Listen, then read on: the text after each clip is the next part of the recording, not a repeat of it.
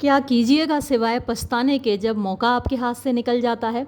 ज़िंदगी हम सभी को अवसर उपलब्ध कराती है, मौके देती है, लेकिन हम इंसानों की फितरत ये होती है कि हम वक्त रहते चीज़ों की कद्र नहीं करते। चीज़ों का एहसास, उनकी कमी हमें तब खलती है जब वो हमारे हाथ से निकल जाती हैं।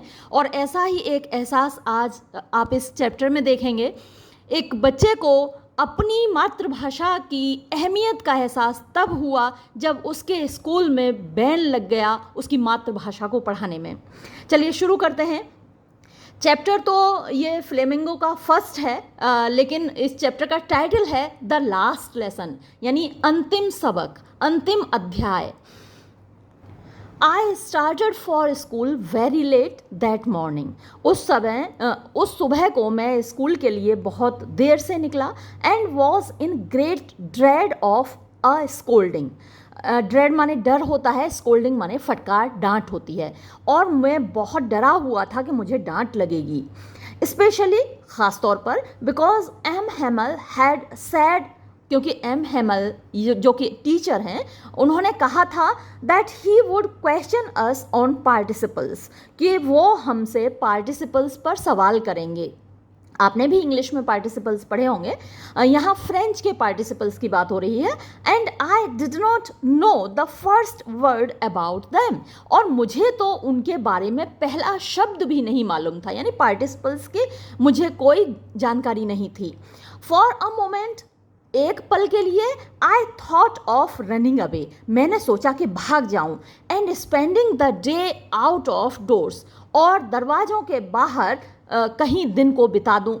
इट वॉज सो वार्म, इतना गर्म था, सो ब्राइट, इतना चमकीला था, यानी दिन खासा साफ था।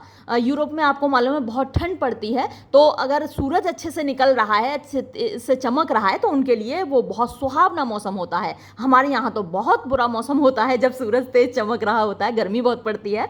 तो वो कह रहा था कि इतना अच्छा गर्म और इतना चमकता हुआ दिन था। The birds were chirping at the edge of the woods, the birds, चिड़ियाँ, वर चर्पिंग, चहचहा रही थी, एट द एज माने किनारे पर, ऑफ द वुड्स, जंगलों के। तो चिड़ियों की चहचहाट, उनके मधुर गाने की आवाज़ आ रही थी। And in the open field, और खुले मैदान में, back of the saw mill, the Prussian soldiers were drilling.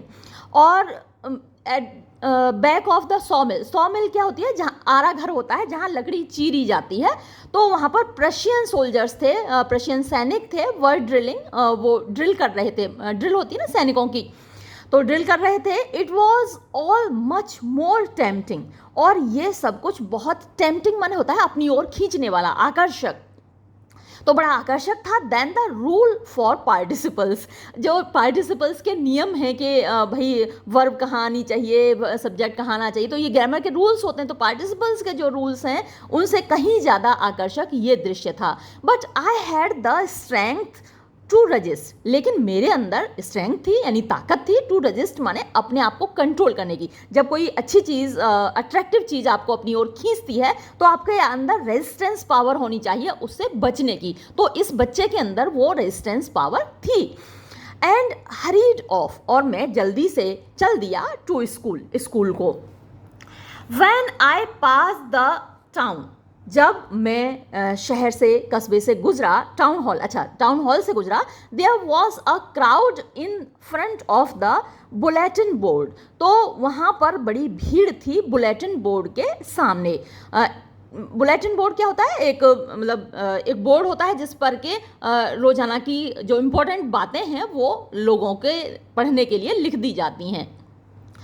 For the last 2 years, पिछले 2 सालों से, all our bad news had come from there, हमारी सारी बुरी खबरें इसी बुलेटिन बोर्ड से हमें पता चली थी। द लॉस्ट बैटल्स, यानी हारी हुई लड़ाइयाँ, the draft, the orders of the commanding officer, और जो ड्राफ्ट आते थे, जो कागजात आते थे, ऑर्डर्स आते थे, आदेश आते थे, ऑफ द कमांडिंग ऑफिसर, यानी जो उनके सीईओ होते थे, जो अफसर होते थे जीतने वाली सेना के, तो वो सारे हमें यहीं से पता चलते थे कि युद्ध में क्या हुआ, कौन हारा, क्या कौन जीता, और नए आदेश क्या हैं, वो यहीं बुलेटिन बोर्ड से हमको पता चलते थे। And I thought to myself, और मैंने अपने मन में सोचा, विदाउट स्टॉपिंग, बिना रुके, what can be the matter now, आखिर अब हुआ क्या है।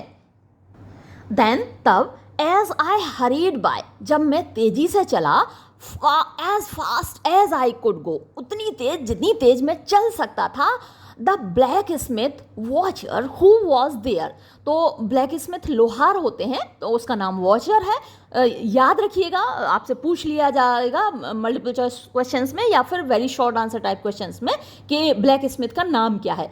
तो हु वॉज देयर, जो वहाँ पर था, विद हिज अप्रेंटिस वो होते हैं जो उनके साथ काम सीख रहे होते हैं, तो अपने अप्रेंटिस के साथ रीडिंग द बुलेटिन पढ़ रहा था। कॉल्ड आफ्टर मी, उसने मुझे आवाज़ दी, मैं बहुत तेज़ी से जा रहा था और वॉचर ने आवाज़ दी, डोंट गो सो फास्ट, इतनी तेज मत जाओ। बब क्या होता है, जिसे हम कहते हैं जाओ छोरे, इतनी तेज मत जा छोरे, तो ऐसे ही बब उनका कहने का तरीका है लड़के को पुकारने का। You will get to your school in plenty of time, अरे भैया बेटा काफ़ी समय है, तुम अपने स्कूल पहुंच जाओगे। तो बहुत तेज़ दौड़ रहा है, तो इस पर वो कमेंट कर रहा है लोहार। तो ये भी आपसे शॉर्ट आंसर टाइप में पूछा जा सकता है कि वॉचर ने क्या कमेंट किया।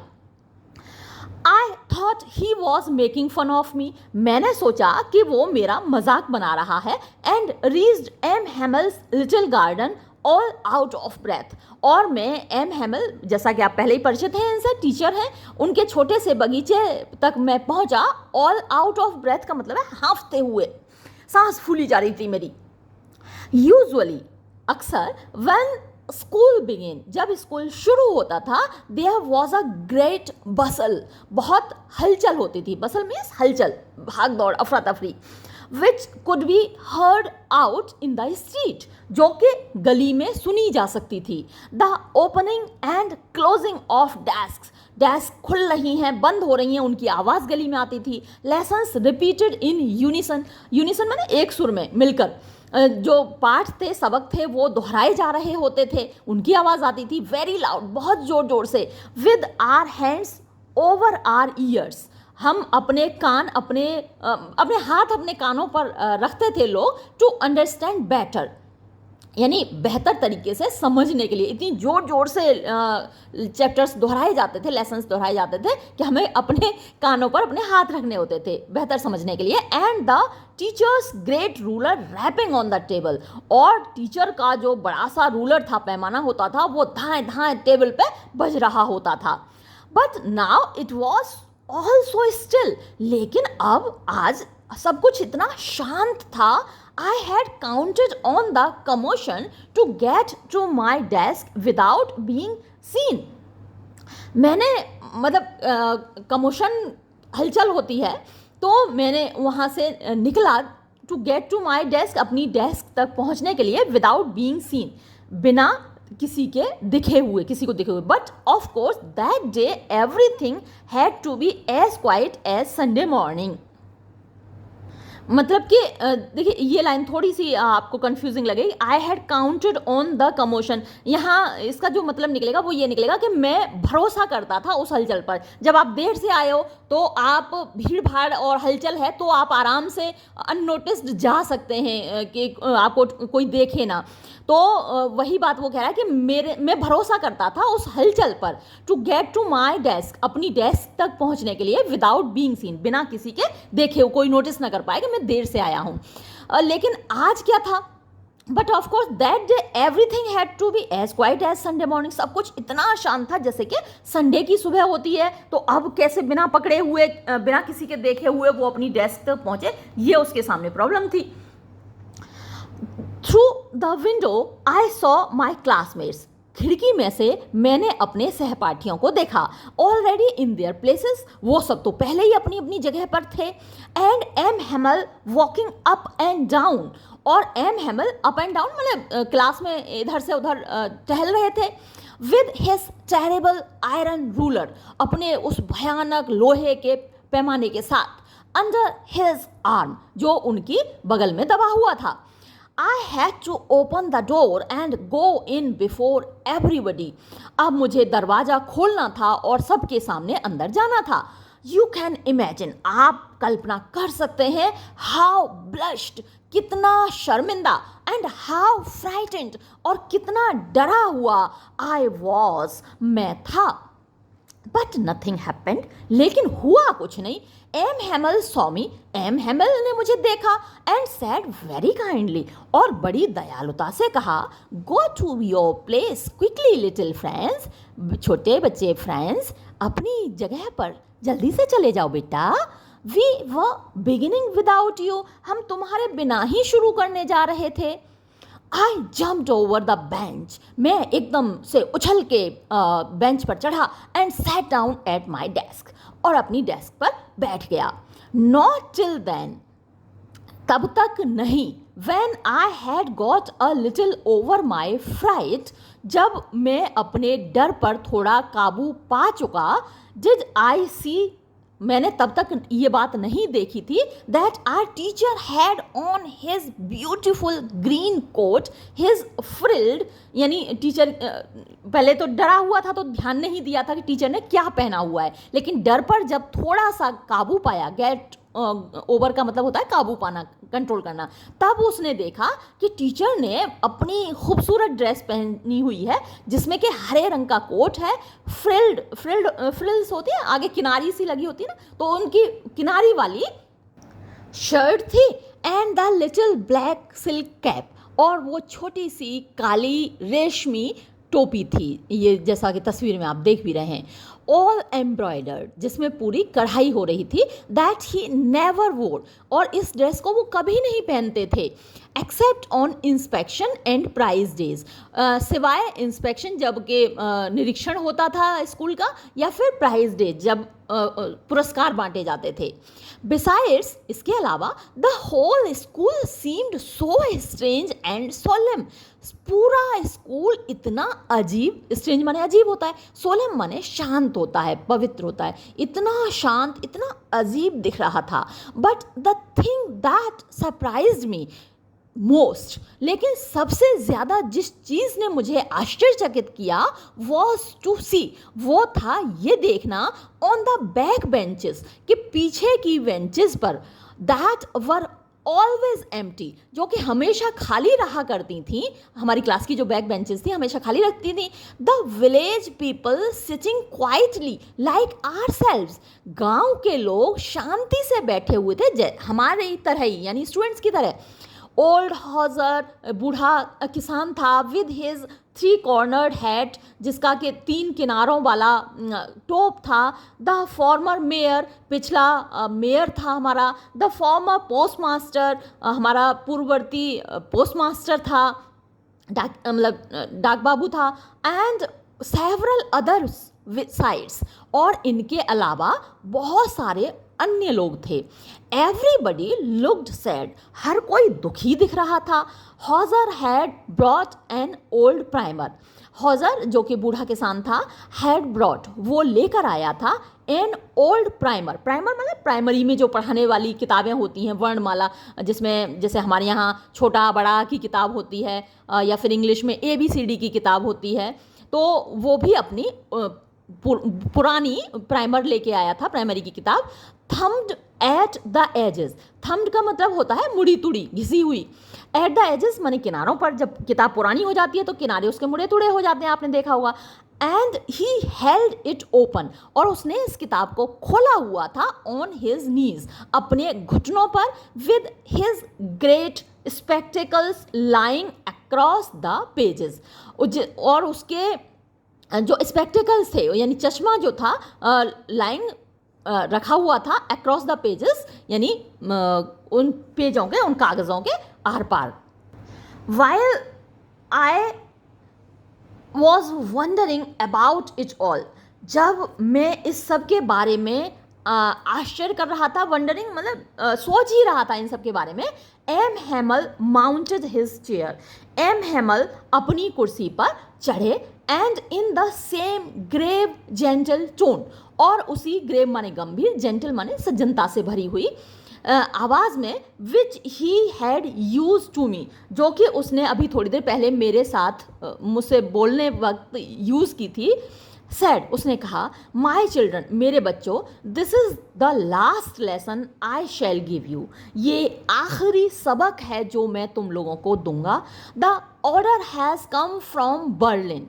बर्लिन, जर्मनी की राजधानी बर्लिन से ये आदेश आया है टू टीच ओनली जर्मन, कि केवल जर्मन भाषा सिखाई जाएगी in the schools of Alsace and Lorraine, Alsace और लॉरेन के स्कूलों में. यानी ये फ्रांस के जगहें हैं अल्सास और लॉरेन, जिन पर कि जर्मनी ने कब्जा कर लिया है, जर्मनी युद्ध में जीत गया है, और इसलिए जर्मनी का ये आदेश है, बर्लिन से आदेश आया है कि अब फ्रेंच लैंग्वेज नहीं पढ़ाई जाएगी, जर्मन लैंग्वेज पढ़ाई जाएगी. The new master comes tomorrow, नया शिक्षक कल आ रहा है, नया टीचर आ रहा है, क्योंकि ये तो फ्रेंच है, इनको तो जर्मन भाषा आती नहीं, तो जर्मन पढ़ाने वाला नया शिक्षक कल आ रहा है. This is your last French lesson, ये तुम लोगों का अंतिम फ्रांसीसी भाषा का सबक है, अध्याय है. I want you to be very attentive, मैं चाहता हूं कि आप लोग बहुत ध्यान से पढ़ें. What a thunderclap these words were to me, ये शब्द कितने भयानक, थंडर क्या होती है, गड़गड़ाहट होती है, तो जैसे बादल एकदम गरजे हों, बिजली की कड़क की तरह थे ये शब्द मेरे लिए. ओह, the wretches, that was what they had put up at the town hall. आय हाय, हे भगवान, कैसे बदमाश. अच्छा, यही आदेश था जो टाउन हॉल के जो बुलेटिन बोर्ड था उस पर यही आदेश लिखा हुआ था, इसीलिए वहाँ भीड़ लगी थी. अब उसके दिमाग में आया कि वहाँ टाउन हॉल के बुलेटिन बोर्ड पर इतनी भीड़ क्यों थी. अच्छा, तो ये बात थी. माई लास्ट फ्रेंच लेसन, ये मेरा अंतिम फ्रांसीसी भाषा का अध्याय होगा. वाई, क्यों? I hardly knew how to write, मुझे मुश्किल से ही अभी मैं जानता हूँ कि लिखूँ कैसे, यानी मुझे फ्रांसीसी भाषा लिखना भी मुश्किल से आता है. I should never learn anymore. अब मैं कभी और नहीं सीख पाऊंगा अपनी भाषा. I must stop there then. मुझे इस वक्त और वहीं कि वहीं रुकना है, यानी फ्रांसीसी भाषा पढ़ना छोड़ देना है. ओह, अरे, हाउ सॉरी आई वॉज, कितना अफसोस था मुझे, for not learning my lessons, कि मैंने अपने सबक नहीं सीखे. फॉर सीकिंग बर्ड्स एग्स, मैं जाकर चिड़ियों के अंडे ढूंढता रहा. और गोइंग स्लाइडिंग ऑन द सार, और सार पर तैरता रहा. सार नदी का नाम है, तो सार नदी में मैं तैरता रहा, जाकर चिड़ियों के अंडे ढूंढता रहा और अपने सबक नहीं सीखे. My books that had seemed such a nuisance a while एगो, माई बुक्स, मेरी किताबें, दैट हैड सीम्ड, जो लग रही थी, सच अ न्यूसेंस, इतनी परेशानी का सबब, अ वाइल एगो, थोड़ी देर पहले, सो हैवी टू कैरी, इतनी भारी लग रही थी कि उनको लादना मेरे लिए मुश्किल था. So heavy to carry. My grammar, मेरी व्याकरण, and my history of the saints, और संतों का इतिहास, वर ओल्ड फ्रेंड्स नाउ, और अब वही किताबें ऐसी लग रही थीं जैसे मेरी पुरानी दोस्त हों. And that I couldn't give up, और मेरी वो पुरानी दोस्त जिनको मैं नहीं छोड़ सकता था. एंड एम हेमल टू, और एम हेमल भी मुझे ऐसा ही लग रहा था, यानी पुराना दोस्त जिसे मैं नहीं छोड़ सकता था. The idea that he was going away, ये ख्याल कि वो जा रहे थे, that I should never see him again, कि मैं फिर उनको कभी नहीं देख पाऊंगा, made me forget all about his ruler and how cranky he was. और इस एहसास ने, इस ख्याल ने, मेड मी फॉरगेट, मुझको भुला दिया, ऑल अबाउट, सब कुछ, हिज रूलर, अबाउट माने बारे में, हिज रूलर, उसके पैमाने को, जो दाएं दाएं रूलर अपना मारता था, बजाता था, उसको वो भुला दिया इस एहसास ने. और ये बात भी भुला दी, हाउ क्रैंकी, कि कितना कर्कश, ही वॉज, वो था. पुअर मैन, बेचारा आदमी। It was in honour of this last lesson. अच्छा, तो ये इस अंतिम अध्याय के सम्मान में था that he had put on his fine Sunday clothes, कि उसने अपनी खूबसूरत संडे को पहनने वाले कपड़े पहने थे। एंड नाउ आई अंडरस्टूड, और अब मैं समझ गया।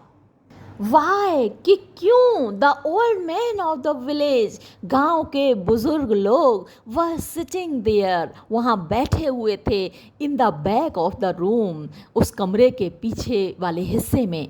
It was because they were sorry, ये इसलिए था क्योंकि उनको भी अफसोस था, सॉरी टू, उनको भी अफसोस था that they had not gone to school more, कि वो और ज़्यादा स्कूल नहीं गए थे। इट वॉज देयर वे, ये उनका तरीका था ऑफ थैंकिंग आर मास्टर, हमारे शिक्षक का, हमारे उस्ताद का शुक्रिया अदा करने का, for his 40 years of faithful service, 40 सालों तक जो उन्होंने वफादारी के साथ सेवा की थी, and of showing their respect, और उनको इज्जत दिखाने का तरीका था, for the country that was theirs no more, उस देश के लिए, उस वतन के लिए जो अब उनका नहीं रहा था, किसी और का कब्जा इस पर हो गया था। While I was thinking of all this, जब मैं इस सब के बारे में सोच रहा था, I heard my name called, मैंने अपना नाम पुकारे जाते हुए सुना। It was my turn to recite, अब मेरी बारी थी सुनाने की।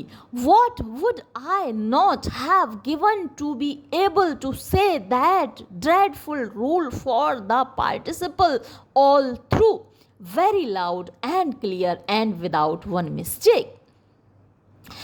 What would I not have given, मैं क्या नहीं दे सकता था, मैं क्या नहीं दे देता, to be able, समर्थ होने में, काबिल होने के लिए, to say, कहने में, दैट ड्रेडफुल रूल, वो जो भयानक नियम था, फॉर द पार्टिसिपल का, ऑल थ्रू, पूरे तरीके से, वेरी लाउड, जोर से, एंड क्लियर, और स्पष्ट तरीके से, एंड विदाउट वन मिस्टेक, और बिना एक भी गलती किए हुए। मतलब कहने का क्या हुआ सेंटेंस का, कि मैं कुछ भी करने को तैयार था, कि मैं बस कामयाब हो जाऊं उस वो जो रूल था पार्टिसिपल का, उसको क्लियरली बोलने में, बिना रुके, बिना गलती के बोलने में, काश मैं वो उस रूल को सुना पाऊं। But I got mixed up on the first words, लेकिन मैं तो पहले ही शब्दों में अटक गया। एंड स्टूड देयर, और वहाँ खड़ा रहा, holding on to my desk, अपनी डेस्क को पकड़े हुए, माई हार्ट बीटिंग, मेरा दिल धड़कता रहा, and not daring to look up, और मेरी हिम्मत नहीं हो रही थी कि मैं नज़र उठाकर ऊपर देखूं। आई हर्ड, मैंने सुना, मिस्टर हेमल से टू मी, कि मिस्टर एम हेमल मुझसे कह रहे थे, आई वॉन्ट स्कोल्ड यू, मैं तुमको नहीं फटकारूंगा, लिटिल फ्रांस, छोटे से France, you must feel bad enough, तुम्हें पहले ही बहुत बुरा लग रहा होगा, सी हाउ इट इज़, देखो बेटा कैसे होता है, every day we have said to ourselves, ये बहुत सीखने वाली बात है आप सभी के लिए, हम सब की लाइफ में यही होता है कि हर दिन हम अपने आप से कहते हैं, वाह I have plenty of time, अरे मेरे पास बहुत सारा वक्त है, I will learn it tomorrow, इसको कल याद कर लूँगा, हम सभी यही करते हैं, आज का काम कल पर टालते हैं। एंड नाउ यू सी, और अब आप देख रहे हो, where we have come out, कि हम कहाँ आ गए हैं। Ah, that's the great trouble with Alsace, ये अल्सास की बड़ी परेशानी है। She puts off learning till tomorrow, Alsace जो कि जगह है जहाँ पर ये लोग रह रहे हैं, कि यहाँ के लोग हर चीज़ को सीखना कल पर टाल देते हैं।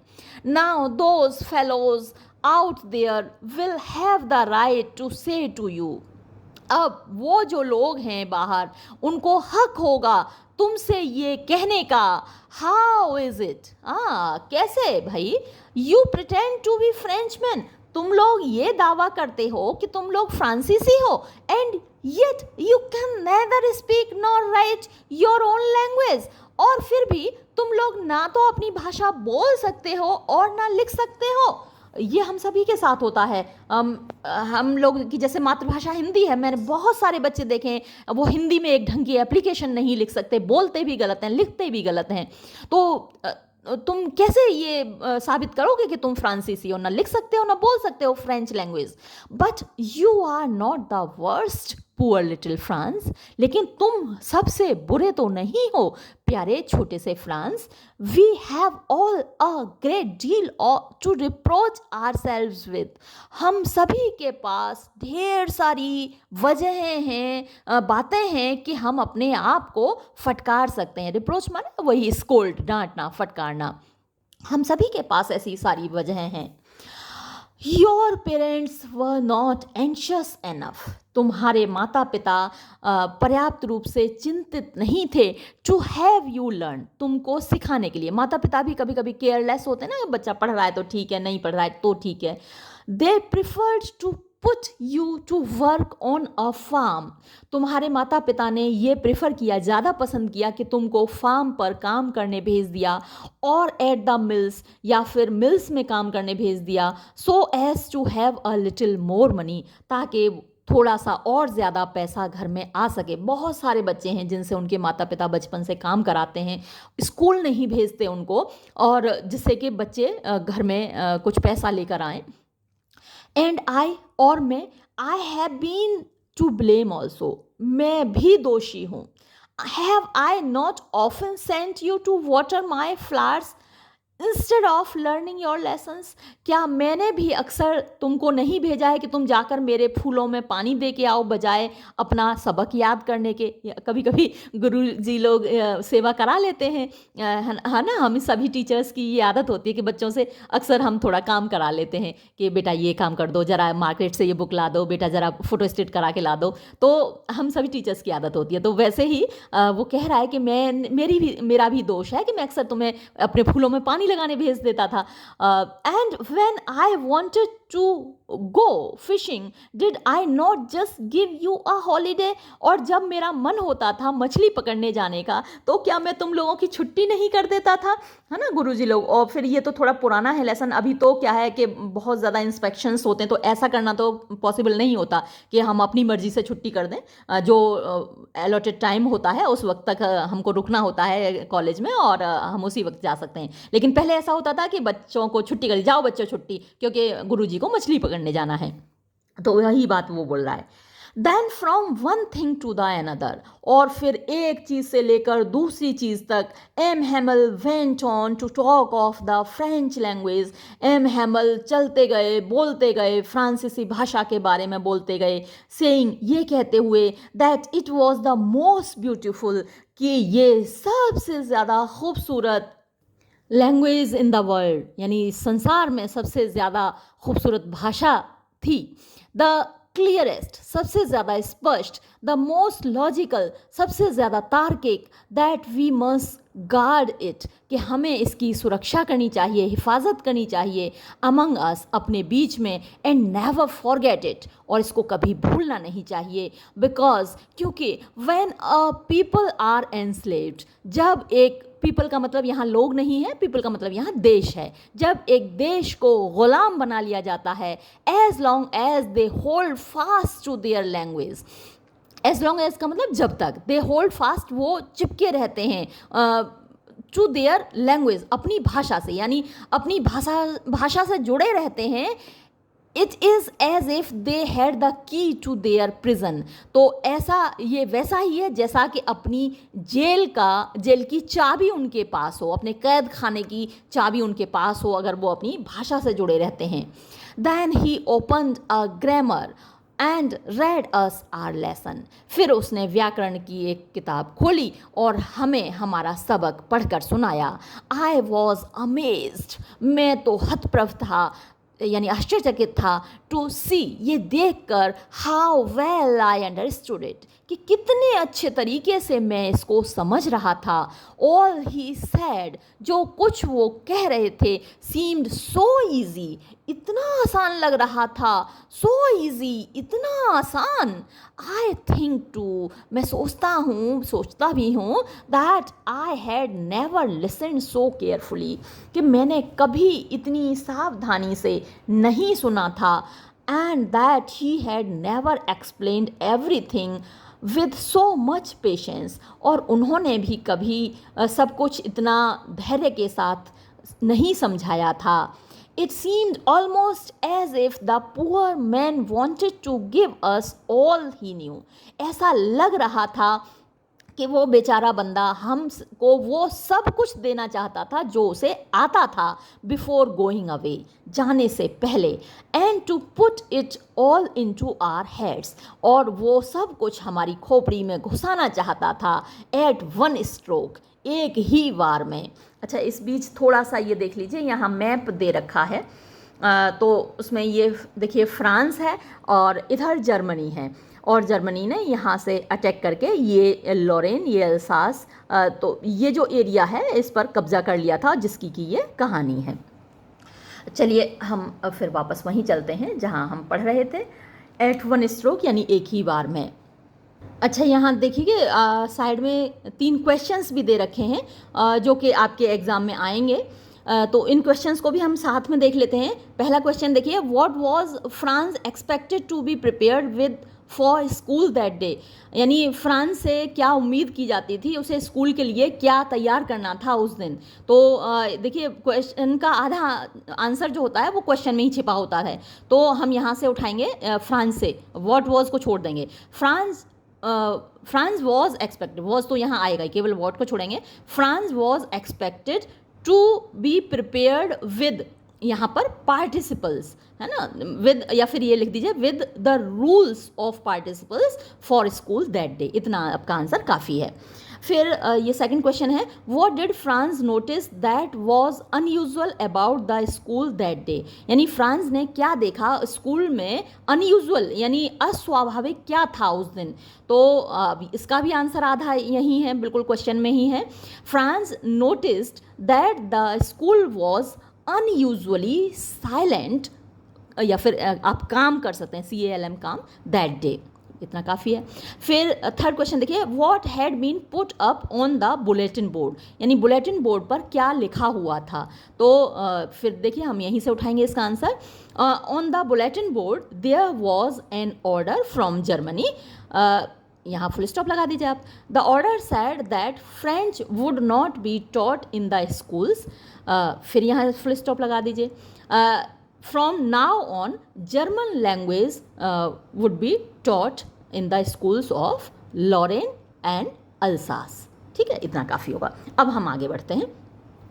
After the grammar we had a lesson in writing, यानी ग्रामर के बाद हमें एक पाठ पढ़ाया गया इन राइटिंग माने लिखने का, कि कैसे लिखा जाए। That day M Hamel had new copies for us, उस दिन एम हैमल हमारे लिए नई कॉपीज़ लाए थे। Written in a beautiful round hand, France Alsace, France Alsace, और बड़े खूबसूरत गोल गोल हैंड राइटिंग में लिखा हुआ था France Alsace, France Alsace. They looked like little flags floating everywhere in the school room, और ये ऐसा लग रहा था जैसे कि वो छोटे छोटे फ्लैग्स थे, झंडे थे, फ्लोटिंग माने जो फहरा रहे थे, एवरीवेयर, हर जगह, in the school room, school के कमरे में। Hung from the rod at the top of our desk, hung माने जो लटके हुए हों, फ्रॉम द रॉड एक छड़ी से, लकड़ी से, एट द टॉप यानी ऊपर, ऑफ आवर डेस्क हमारी डेस्क पर। You ought to have seen how everyone set to work, आपको देखना चाहिए था कि हर कोई कैसे काम में लग गया। And how quiet it was, और कितना शांत था सब कुछ। The only sound was the scratching of the pens over the paper, एकमात्र आवाज़ जो आ रही थी वो थी कागज़ के ऊपर कलम के चलने की। स्क्रैच माने खुरचना होता है, तो जब कागज़ पर कलम चलती है तो थोड़ी आवाज़ होती है, ये तो आवाज़ नहीं कर रहा लेकिन वहाँ पर जो आवाज़ आ रही थी वो कागज़ पर पेन चलने की आवाज़ आ रही थी। Once some beetles flew in but nobody paid any attention to it. तो एक बार कुछ बीटल्स छोटे छोटे से भिनगे कीड़े होते हैं तो वो अंदर आ गए उड़कर, लेकिन किसी ने कोई ध्यान ही नहीं दिया उनके ऊपर. Not even the littlest ones, यानी छोटे से छोटे बच्चों ने भी उन पर कोई ध्यान नहीं दिया. Who worked right on tracing their fish hooks as if that was French too, जो कि अपने फिश हुक्स यानी मछली के कांटे ट्रेसिंग माने ढूंढ रहे थे जैसे कि वो भी फ्रेंच भाषा हों. यानी जो भी काम कर रहे थे बच्चे, छोटे से छोटे बच्चे, वो भी इस तरीके से कर रहे थे जैसे कि वो फ्रेंच भाषा हो और वो उनके हाथ से निकली जा रही हो. ऑन द रूफ, छत पर, ये एक एक्सट्रीम एग्जाम्पल है. देखिए कि छत पर the pigeons cooed very low, जो पिजन्स थे यानी कबूतर थे वो भी बहुत धीमी आवाज़ में बोल रहे थे. गुटुरगू करते हैं ना, हिंदी में गुटुरगू बोलते हैं, कू जो साउंड है, तो बहुत धीमी आवाज़ में गुटुरगू कर रहे थे. And I thought to myself, और मैंने अपने मन में सोचा, will they make them sing in German, क्या वो इन कबूतरों से भी कहेंगे कि वो भी जर्मन भाषा में गाएं. इवन द पिजन्स, यानी ये कबूतर भी. Whenever I looked up from my writing, जब भी मैं ऊपर की ओर सिर उठाकर देखता था अपने लिखने से, I saw M. Hamel sitting motionless in his chair. तो मैं देख रहा था कि एम हेमल बिल्कुल बिना हिले डुले अपनी कुर्सी में पर बैठे हुए थे. and gazing first at one thing then at another, और कभी एक चीज़ को निहार रहे थे, कभी दूसरी चीज़ को निहार रहे थे. as if, जैसे कि he wanted to fix in his mind, वो अपने दिमाग में बैठा लेना चाह रहे हों, just how everything looked in that little school room, कि कैसी दिखती थी हर चीज़ इस छोटे से स्कूल के कमरे में, क्योंकि आज के बाद तो ये कमरा उनका होगा नहीं. तो जैसे अपने दिमाग में इसकी तस्वीर बिठा लेना चाह रहे थे कि इस कमरे की हर चीज़ कहाँ कैसे व्यवस्थित है. फैंसी, कल्पना कीजिए, for 40 years he had been there in the same place. 40 सालों से वो यहाँ थे इसी जगह पर. With his garden outside the window, और उनका बगीचा इस खिड़की के बाहर हुआ करता था. And his class in front of him, और उनकी क्लास उनके सामने हुआ करती थी. तो 40 साल सचमुच जहाँ काम किया हो आपने, या 40 साल जहाँ ज़िंदगी के बिताए हों, वो जगह आपके लिए बहुत कीमती हो जाती है. तो आप जस्ट कल्पना कर सकते हैं कि क्या बीत रही होगी उस बंदे के ऊपर. जस्ट लाइक दैट, बिल्कुल इसी तरह बिताए हों 40 साल. Only the desks and benches had been worn smooth. The walnut trees in the garden were taller, and the hopvine that he had planted himself twined about the windows to the roof. Only the desk and benches, यानी हमारी जो desk थी, benches थी, केवल वो had been Warne smooth, यानी घिसकर चिकनी हो गई थी.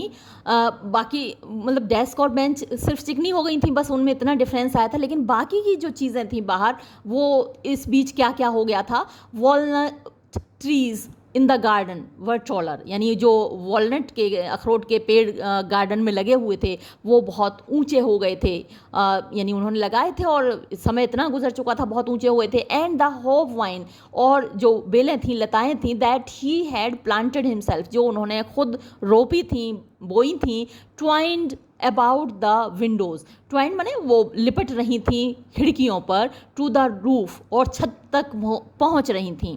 How it must have broken his heart, कैसे उसका दिल टूटा होगा. टू लीव इट ऑल, इन सब को छोड़ते हुए. पुअर मैन, बेचारा आदमी. To hear his sister moving about in the room above packing their trunks, जब उन्होंने सुना होगा अपनी बहन को कि वो ऊपर के कमरे में अपने जो बक्से हैं वो पैक कर रही थीं. For they must leave the country next day, क्योंकि अगले दिन उनको देश छोड़ना था. But he had the courage, लेकिन उनके अंदर हिम्मत थी. टू हियर एवरी लेसन, हर सबक को सुनने की. टू द वेरी लास्ट, बिल्कुल अंत तक. आफ्टर द राइटिंग, लिखने के बाद we had a lesson in history, हमने इतिहास का एक सबक याद किया, पढ़ा। And then the babies chanted B A B, मतलब जो उनकी फ्रेंच भाषा में अल्फ़ाबेट है, बा बे बी बो बू। तो छोटे बच्चों ने इस तरीके से वो बोला, जैसे हमारे यहाँ बोलते हैं छोटे बच्चे, छोटा आ, छोटे आ से अनार, बड़े आ से आम, छोटी से इमली, बड़ी से ईख। तो ऐसे करके वो फ्रेंच भाषा में छोटे बच्चे बोल रहे थे। Down there at the back of the room old Hauser had put on his spectacles and holding his primer in both hands। और उधर eight the back of the room, यानी कमरे के पीछे वाले हिस्से में, ओल्ड हॉजर, बूढ़ा हॉजर किसान, had put on his spectacles, उसने अपना चश्मा पहन रखा था, एंड होल्डिंग हिज प्राइमर, और अपनी जो प्राइमर थी यानी अल्फ़ाबेट की किताब पकड़ी हुई थी, इन बोथ हैंड्स, दोनों हाथों में, spelled the letters with them, और वो उन अक्षरों को उनके साथ साथ स्पेल कर रहा था, बोल रहा था। यू कुड सी, वो आप देख सकते थे, that he too was crying, कि वो भी रो रहा था। His voice trembled with emotion, उसकी आवाज़ भावनाओं से कपकपा रही थी। And it was so funny to hear him, और इतना हास्यास्पद था उसको सुनना, that we all wanted to laugh and cry, कि हम सब हंसना चाहते थे और रोना चाहते थे। Ah, how well I remember it, अरे मुझे कितने अच्छे से ये याद है, दैट लास्ट लेसन, वो अंतिम सबक, वो आखिरी अध्याय। All at once the church clock struck 12, और अचानक से चर्च की घड़ी ने 12 बजाए। दैन द एंजेलस, और फिर वो प्रार्थना होनी थी। एंजेलस एक रोमन कैथोलिक प्रार्थना है, एंजेलस बोलते हैं। तो फिर वो प्रार्थना होनी थी। At the same moment the trumpets of the Prussians returning from drill sounded under our windows, और इसी वक्त जो ट्रम्पेट्स तुरही होती हैं, प्रशियंस की तुरही, रिटर्निंग फ्रॉम द ड्रिल, जो कि ड्रिल से लौट रहे थे, वो हमारी खिड़की के नीचे बजीं। M Hamel stood up, M Hamel खड़े हो गए, वेरी पेल, बहुत पीले पड़े हुए, इन हिज चेयर, अपनी कुर्सी पर। I never saw him look so tall, मैंने कभी नहीं देखा था उनको इतना ऊंचा, इतना लंबे वो कभी नहीं दिखे थे। माई फ्रेंड सैड ही, मेरे दोस्तों, वो बोले। आई मैं something but something choked him, लेकिन किसी चीज़ ने उनका गला रोक दिया, रुंध गया उनका गला, वो बोल नहीं पाए, बस मैं कहते हुए रह गए। He could not go on, वो आगे नहीं बोल सके। Then he turned to the blackboard, और फिर वो ब्लैक बोर्ड की ओर मुड़े, श्यामपट बोलते हैं हिंदी में। टुक अ पीस ऑफ चौक का एक टुकड़ा उठाया, and bearing on with all his might, और अपनी पूरी ताकत को बटोरते हुए, he wrote as large as he could, उन्होंने इतना बड़ा बड़ा लिखा जितना बड़ा बड़ा वो लिख सकते थे। वाइव ला फ्रांस, मतलब कि लॉन्ग लिव फ्रांस, फ्रांस तू अमर रहे, फ्रांस लंबे समय तक जीवित रहे। Then he stopped and leaned his head against the wall, and without a word he made a gesture to us with his hand. School is dismissed, you may गो।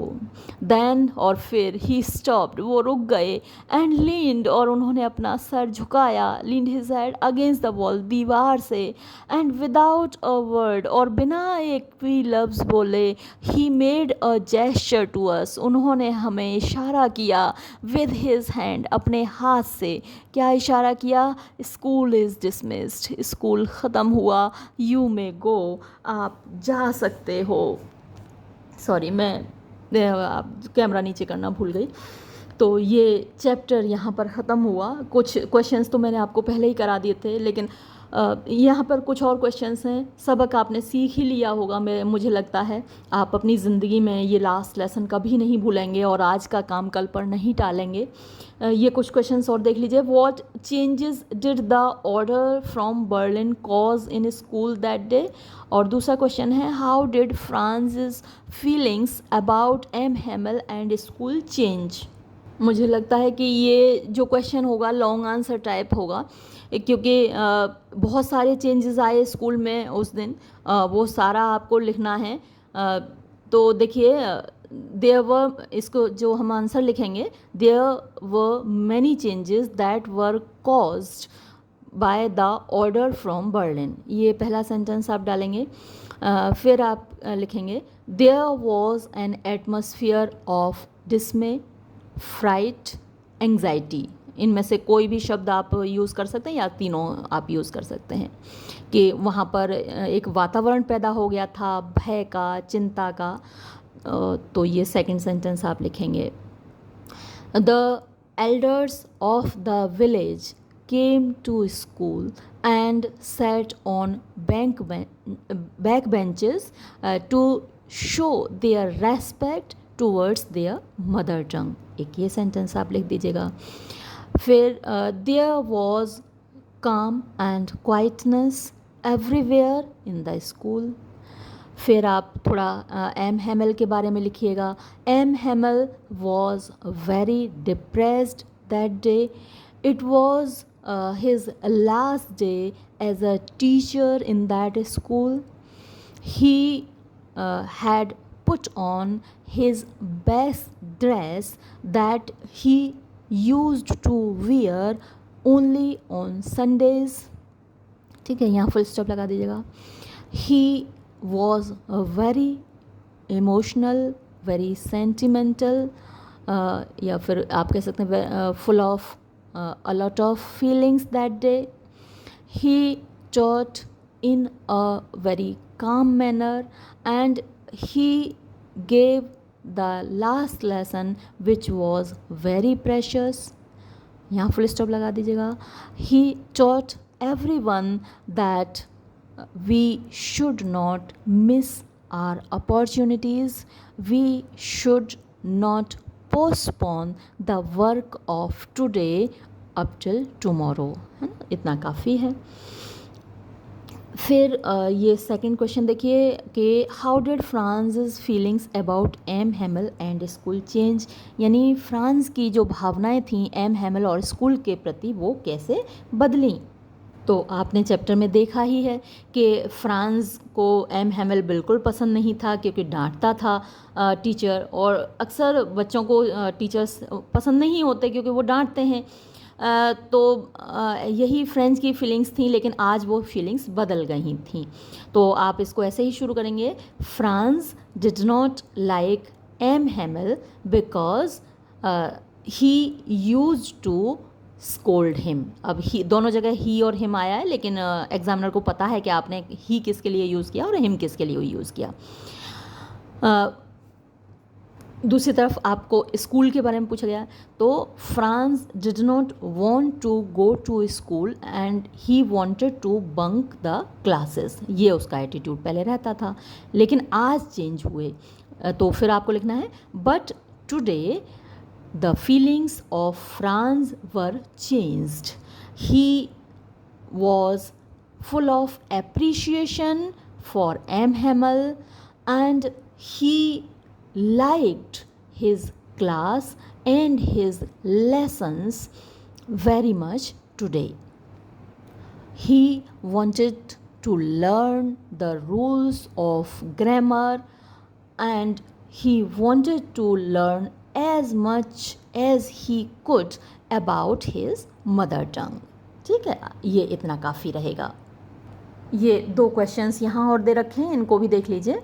पहला है the people in this story, यानी इस कहानी में लोग suddenly realise, अचानक महसूस करते हैं, how precious their language is to them, कि कितनी कीमती है उनकी भाषा उनके लिए। व्हाट शोज़ यू दिस, ये चीज़ आपको क्या दिखाती है। वाई डज दिस हैपन, ऐसा क्यों होता है। तो अब इस सवाल का जवाब देने के लिए पहला सेंटेंस तो आपको एज इट इज़ रखना होगा, क्योंकि वहाँ तो कोई सवाल पूछा ही नहीं गया है, वहाँ तो आपको एक फैक्ट बताया गया है, तो वो फैक्ट आपको ऐसा का ऐसा ही अपने आंसर में लिखना होगा। आपको जो जवाब देना है, इन दोनों का जवाब देना है। व्हाट शोज़ यू दिस, तो हम दिस से ही शुरू करेंगे। This shows that we don't realize the value of anything till it is snatched from us. कहने का मतलब क्या हुआ कि हम किसी चीज़ की कीमत तब तक नहीं समझते जब तक कि वो हमसे छीन नहीं ली जाती. फिर देखिए ये दूसरा, वाई डज दिस हैपन. तो ऐसा क्यों होता है, और ये मैंने आपको शुरू में ही बताया था. It happens because it is human nature, है ना. ऐसा इसलिए होता है क्योंकि ये इंसान की फितरत है.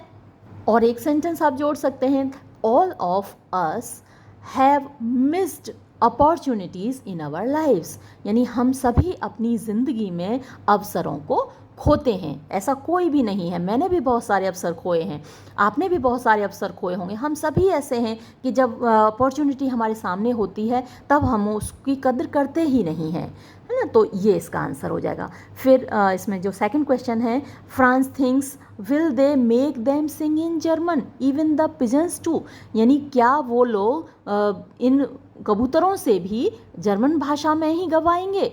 What could this mean. इसका क्या मतलब हो सकता है. There could be more than one answer. तो इसके एक से ज़्यादा जवाब हो सकते हैं. तो ये जो इन्होंने विशेष लिखा है ब्रैकेट्स में कि इसके एक से ज़्यादा जवाब हो सकते हैं, ये हर क्वेश्चन के बारे में सही होता है. ये बात हर क्वेश्चन के एक से ज़्यादा जवाब हो सकते हैं. शायद ही कोई मतलब फैक्चुअल क्वेश्चंस तो ऐसे हैं, जैसे कि अभी आपसे पूछा जाए कि किस क्षेत्र पर जर्मनी ने अधिकार किया था जो यहाँ पर दिखाया गया है, तब तो आप अल्सास और लॉरेन का ही नाम लेंगे क्योंकि वो फैक्चुअल सवाल है, फैक्ट आपसे पूछा गया है. लेकिन ज़्यादातर जो क्रिटिकल क्वेश्चंस होते हैं उनके जवाब सेम नहीं होते. मैं 4 बार आपको जवाब बताऊंगी तो 4 बार अलग तरीके से बताऊंगी. तो मोर देन वन आंसर तो हर सवाल के होते हैं.